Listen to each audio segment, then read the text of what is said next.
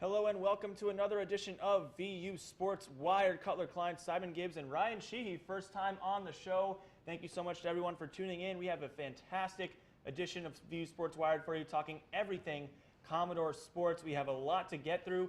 First, we'll start with some of the bad news of Vanderbilt sports right now. Then we'll move into the good later on with football. First, in basketball, the bad news, Vanderbilt's freshman phenom, Darius Garland, done for the season.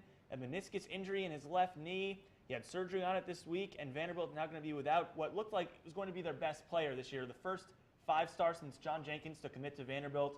They still have one other five-star in Samisha too, though, and last night they put a drubbing on Savannah State without Garland for the first time going into a game. But guys, looking at this team, Garland looked like the heart and soul of it to start out the season. There's no doubt about that. So, I mean, is Vanderbilt's basketball season already over right now? Do you think that it's time to throw in the towel on the rebirth of Vanderbilt basketball? So when this injury first took place, I was honestly thinking the worst. I thought that maybe the season would be over. But if last game told me anything, and I understand Savannah State is no, LSU, no any other SEC team for that matter, I think their ceiling is definitely lower, but their ceiling is still quite high. The main weakness we've seen so far this season is the defense, and the defense has been steadily improving as they've made adjustments. I mean, we see when they switch to zone, they've been a lot better, a lot more efficient, and creating a lot more turnovers on the defensive side than when they're playing man-to-man. Switch back and forth, and the team could get a lot better on defense, and they could improve. Last game against Savannah State, they scored 120 points. And the one thing I want to point out is because Darius Garland, no one overlooks his offensive skill. I mean, he's an absolute one-of-a-kind talent on offense. But in scoring 120 points, Vanderbilt had 8 players with double-digit points.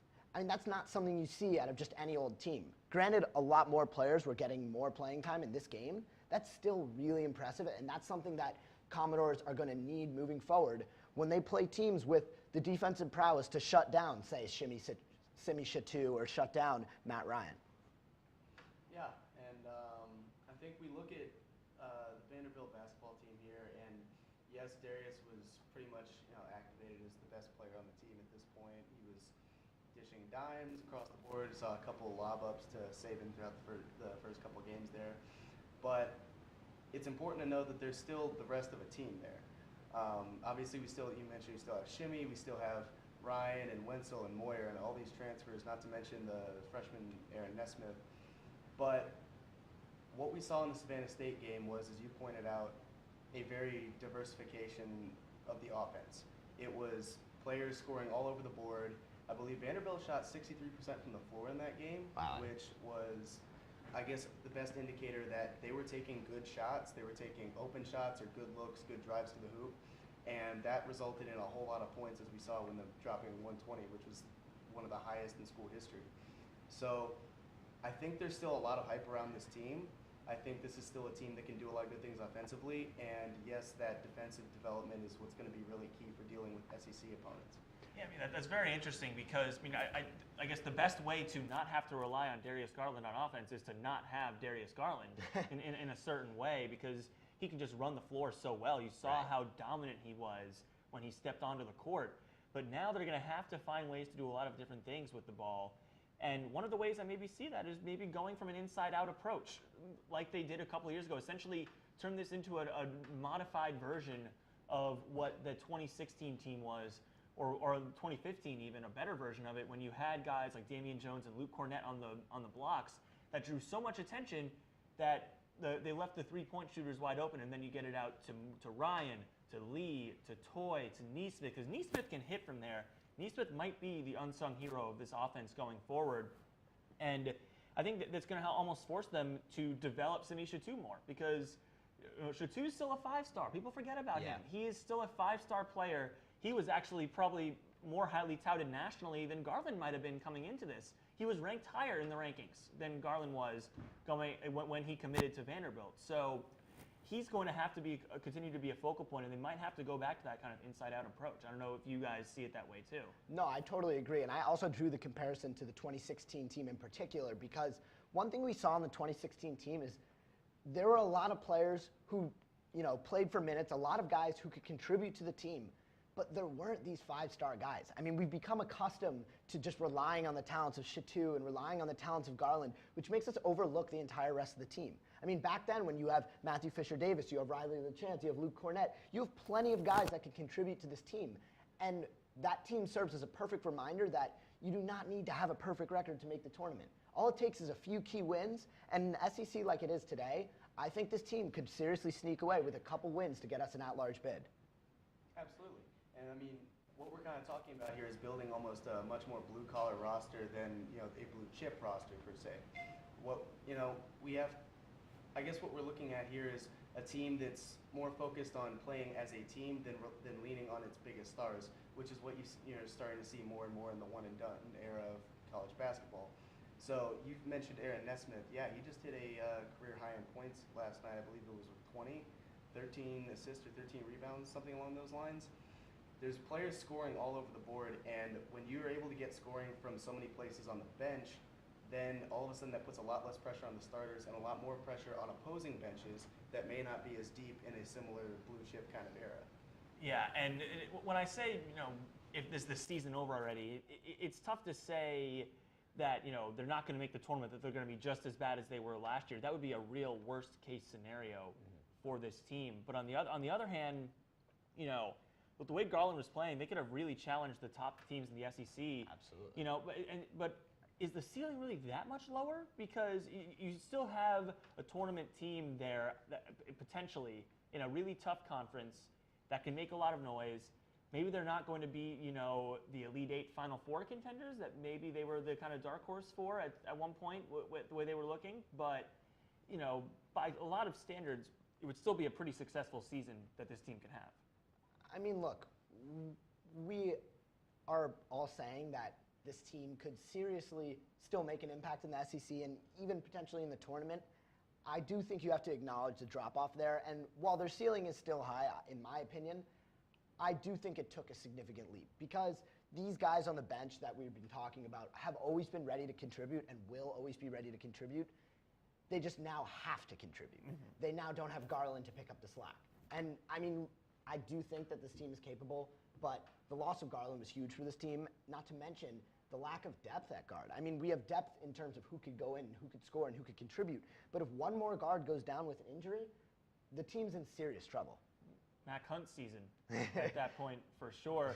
And of course, it'll remain to be seen whether or not Garland sticks around for another year. That's a whole other debate that is highly speculative at this point. But obviously, it's going to be a tough test for the Commodores going into some non-conference games that are going to be rather massive. Moving on now to the lighter side of Vanderbilt athletics, the Commodores on the football side are going bowling. And as you can see from our partner Simon Gibbs here, he's got the bowling shirt on.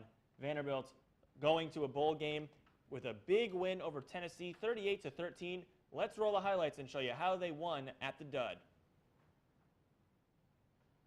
Commodores and Tennessee going at it.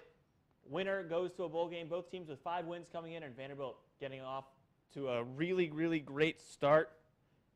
Pass to Jared Pinkney for the touchdown. Pinkney's going to make an NFL team real happy at some point next year. And then on the ensuing drive, Kalijah Lipscomb with a nice design run into the end zone just calmly drops the ball off for the touchdown. Vanderbilt will go into halftime with a 17-0 lead thanks to this interception by Frank Coppett to end the first half. And as you can see, just a little bit of targeting there against Tennessee at the end of that play on the hit on Ladarius Wiley. Start of the second half, though, might go downhill here for the Commodores. There goes Ty Chandler to the house for the Vols. At this point, Vanderbilt fans starting to get a little bit worried. They've seen this script before, and a missed field goal gave the Vols all kinds of momentum. But Vanderbilt able to hold on here after Kalijah Lipscomb makes a highlight reel catch. Amir Abdur-Rahman says, anything you can do, I can do better. One-handed grab in the corner of the end zone. A highlight reel play, just his second reception of his entire Vanderbilt career, and it's a big one. And then Vanderbilt puts the icing on the cake here. Kari Blossingame celebrating with the gold father in the top hat. The corner of the end zone there. The Commodores taking this one 38-13, going bowling for the 9th time in program history, 2nd time in the last 3 seasons under head coach Derek Mason. What a day for Kyle Shermer, 31 of 35. Got a few touchdowns through the air there. Absolutely incredible performance by the senior quarterback in his last game at home for the Commodores. Now, guys, you've seen this potential out of them all season long. They almost sprung the upset at Notre Dame. They almost beat Florida. They almost beat Mizzou. They come out with 2 straight gold standard performances and are now going to a bowl game. Down the stretch here, what clicked for the Commodores? What went right that wasn't going right before? Looking back to our old shows, I remember Cutler and Max, we all agreed that the one issue is that this team could not play a full 4 quarters. Whether it was tanking in the first half, tanking in the second half, there was always one part of the game that just lacked compared to the others. And Cutler pointed this out before the show, but this team seems to be playing a consistent 4 quarters. They don't give up. And I mean, if Ole Miss shows us anything, it's that this team was going to play through overtime until the game was over. And you saw the same thing against Tennessee last week.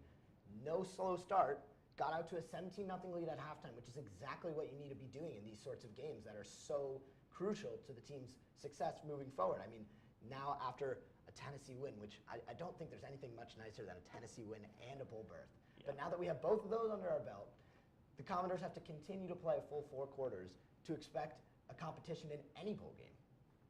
Yeah, and I mean, if you look at the Ole Miss and Tennessee games and the specific situations in which the Commodores are placed in both games, I would say they actually probably played about 3 quarters of the Ole Miss game. The first quarter, if you look at that, the Commodores were kind of getting their butts handed to them for a little while. Yeah.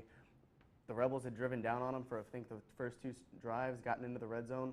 But what really impressed me from the Ole Miss game was the red zone offense and defense from Vanderbilt. They held the Rebels to 2 field goals on those opening 2 drives, and I believe they held them to a few more over the course of the game, and also went 5 for 5 in the red zone. And I think what we started to see was a change in play calling, which is something that a lot of Vanderbilt fans have been calling for a while, particularly on a goal line drive for the offense late in the 3rd quarter. Instead of running it up the middle about 4 times, as we saw pretty much the week before in Missouri, they came out with dynamic plays, creative stuff, and they punched the ball in each and every time. And trading field goals for touchdowns, at the end of the day, you come away with a higher score, and it really helped them in a game where they otherwise, you could say, they possibly got outplayed. I think, honestly, last game, and the last few games for that matter, whatever you count as the Commodores playing a full 4 quarters, has been like a microcosm of this entire season. I mean, as soon as they start up, which happened last year, winning 3 games in a row again this year, they start going down, worries start to mount. I mean, Coach Mason was on the hot seat for a little while, or so some fans believed. They kept fighting. I mean, they kept playing hard day in and day out, which is exactly what they needed to do to save the season and ultimately save Derek Mason. Yeah. I mean, and now Mason's getting rumors in Colorado, which we'll get to a little bit later. But, you know, the biggest change I see, and Ryan, you touched on this, is the way that offensive coordinator Andy Ludwig called his plays on offense. Because at the worst possible times, you saw him call some great plays throughout the year, but at the worst possible times, it seemed like the playbook would go rather vanilla. Yeah. And they would just do some runs up the middle and goal line situations that really cost them games. It cost them potentially the Kentucky game, and it cost them the Mizzou game in theory too. This time, it wasn't anything but vanilla. It was cotton candy ice cream with whipped cream, sprinkles, and a cherry on top. It was absolutely beautiful to watch. You saw them with design runs to Kalijah Lipscomb. You saw them have Jared Pinkney blocking players through the end zone on some of those plays. You saw great play action. You saw slip screens that, you know, Kari Blasingame, who had to come in for Keyshawn Vaughn and be the lead back, played lights out. You saw him on slip screens there. It was really, really something to behold. And to me, that's what made the big difference, was that Ludwig just finally called a full complete game. It was not that, you know, he ever slipped up at some point. It was just consistently really good, throwing defenses a lot of different looks, and it made the difference. The offense looked so smooth in the beginning of the game. I had never seen possessions like that on the offensive side of the ball from Vanderbilt, where they just slowly chip away at the defense until score a touchdown. I mean, I've seen Vanderbilt score 80-yard touchdowns. I've seen, you know, a few other sorts of misfits on offense, but it was so smooth, and they just kept running variety of plays that would pick up small chunks of yardage until they were in the red zone, and ultimately converting in the red zone was exactly what they needed. Yeah, I mean, when you get in the red zone, I think the biggest struggle that they had for a lot of the year was putting points on the board and taking advantage of opportunities when they had them. And that's, I think, what you really saw in the Tennessee game and in the Ole Miss game, is that Vanderbilt took advantage of their offensive opportunities and put touchdowns on the board instead of field goals. And on defense, they got off the field on third down. So I think they started playing, a lot better as a team. And a lot of that had to do with, Cutler, as you mentioned, the Andy Ludwig play calling. When the defense doesn't know what to expect and is a lot more hesitant to just jam up the middle and try and block Keyshawn, then all of a sudden it opens up options for Kyle Shermer, who is showing himself to be one of the best quarterbacks in the SEC, especially when you get all kinds of play calling and the great plays gotten from his receivers. I think, and Coach Mason touched on this in the UT press conference as well, the next man up mentality was coming into that Tennessee game when it was 17-7. Kalijah had been hamstringed a little bit. He was kind of hurting. Keyshawn was out of the game. Kari had to take over. But that didn't slow down the play calling at all or the scheme or anything. Everyone just kept doing their job regardless of who was filling in. You saw Kari on screen passes, which is far from a power back's typical role, but he was taking them for 20, 30 yards at a time. So I think that very much played into the offensive success that the Commodores have seen the past 2 weeks. And you look at that on the defensive side of the ball too, the bend don't break type of mentality. Because at one point, when it was 17-7, Vols had just scored a 70-plus yard touchdown. Then the first play after that drive was a 20-plus yard run, and you start thinking, okay, here we go again. The collapse is imminent. And then you see Josh Smith go untouched into the backfield and lay a sack on Jarrett Garantano, and the drive stalls out from there. Vanderbilt able to resume dominating the game.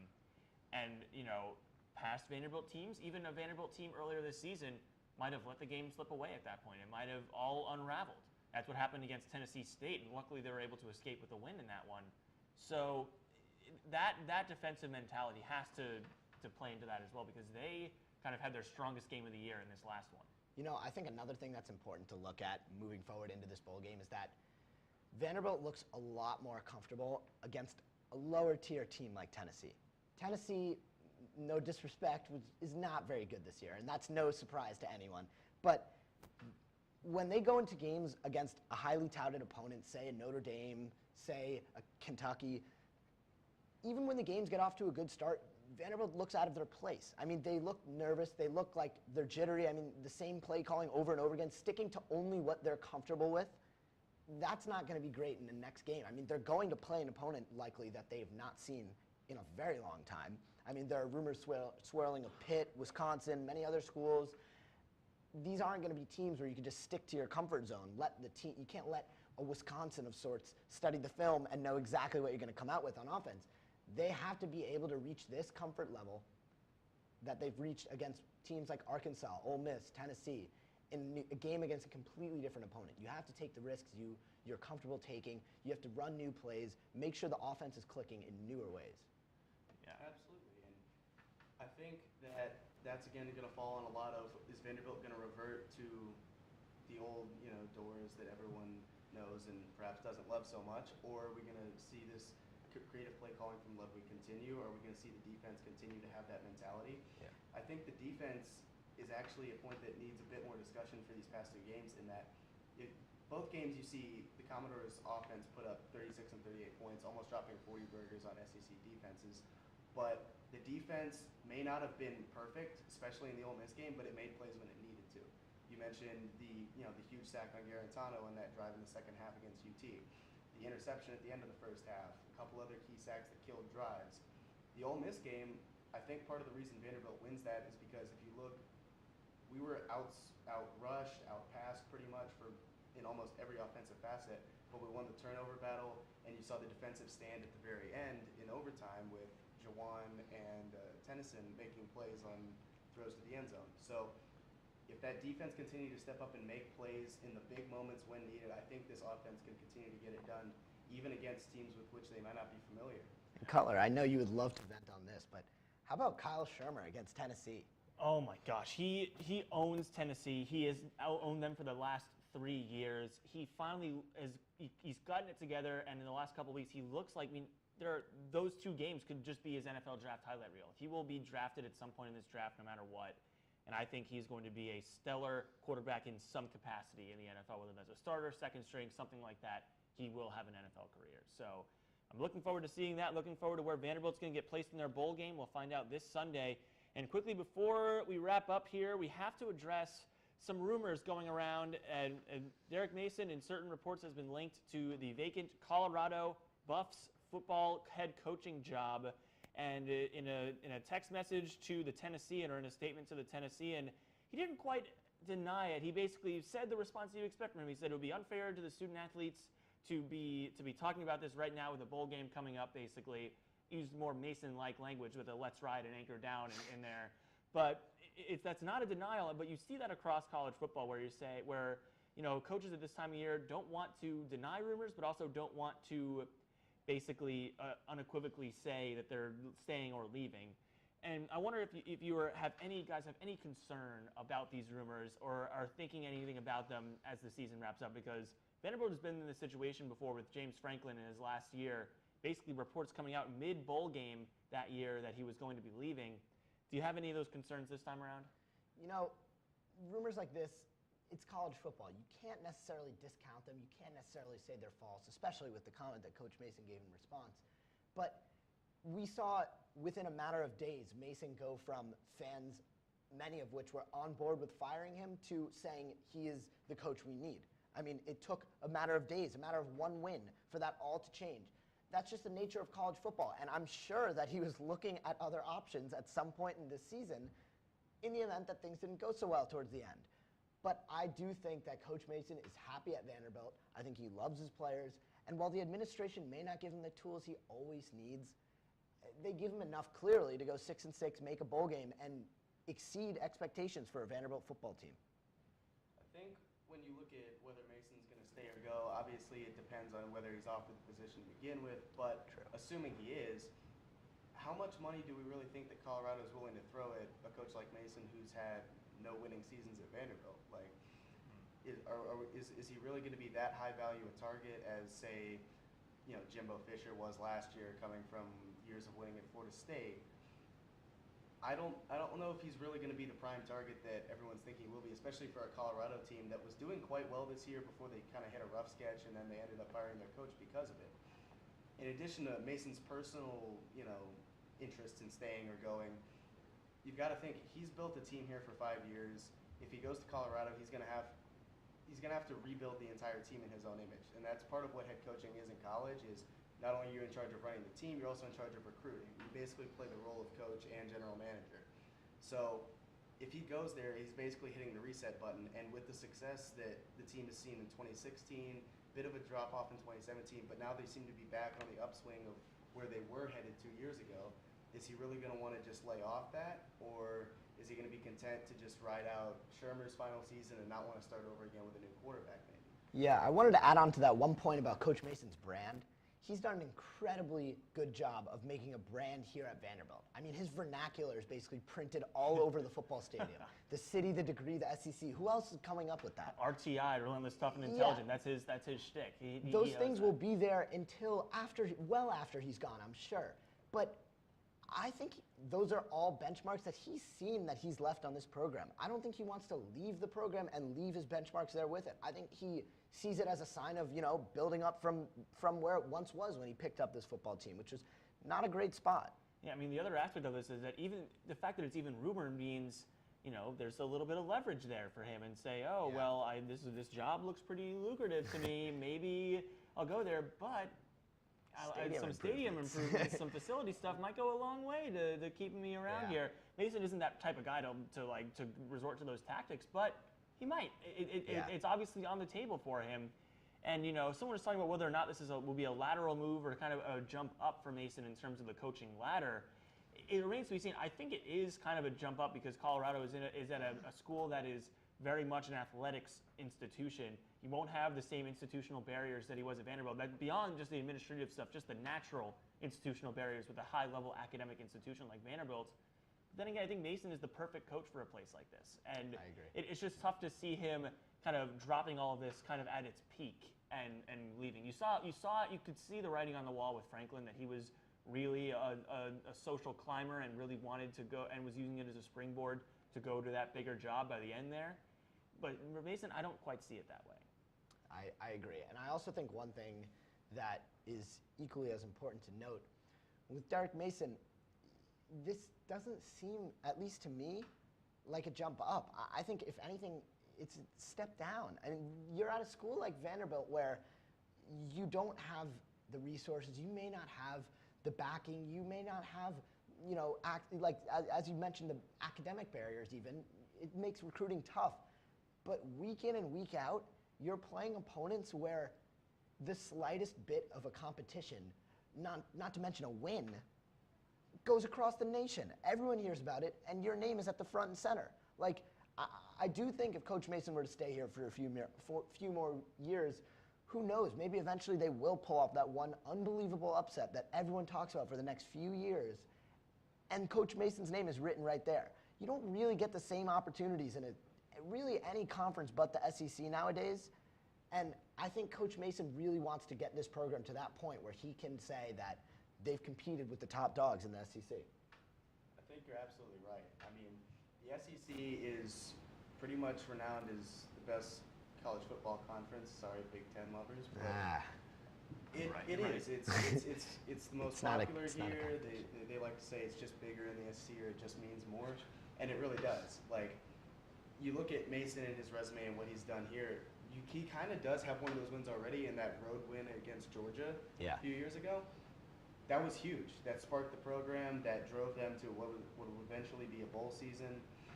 And that also kicked off that season, that win against UT. Now he's tripled down on that and has beat the University of Tennessee Knoxville 3 times in a row. That's awesome. He's basically done something that James Franklin couldn't do, no coach has been able to do since, Great Gatsby. So he's doing things here that, while they may fly under the radar just because Vanderbilt isn't one of the biggest programs in the country, or it isn't, a renowned powerhouse or anything like that, they mean a lot to the people that are here and that follow this program. And I think they see that, and especially when he's able to sometimes get success, like, these 6-6 seasons, it is a step up from where, things have been the past couple years. So he's making slow but steady progress, and I think that he's not one that's just going to want to quit on that bail and start over somewhere new, especially in a place where it's not going to be as memorable or as quote-unquote important to the fans there. Plus, I mean, a defensive-minded coach in the Pac-12, I don't know if that's going to work out. With that, that'll just about do it for this week's episode of VU Sports Wired. Thank you so much, as always, for tuning in. We'll be back next week to wrap up the semester. Should be a fun ride. We'll find out Vanderbilt's bowl berth on Sunday. Stay tuned for all that information. For Ryan Sheehy and Simon Gibbs, I'm Cutler Klein saying so long, and we'll see you next time.